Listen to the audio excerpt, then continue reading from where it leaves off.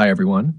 In this video, we will learn how to identify or highlight expiration dates in Excel.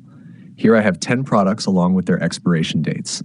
We will highlight the products whose expiration dates are coming within the next 90 days.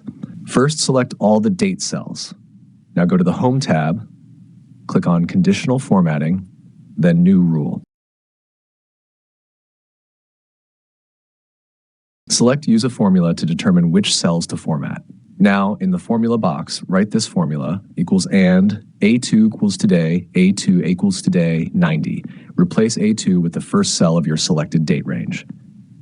Next, click on Format, choose a fill color. I'll select red,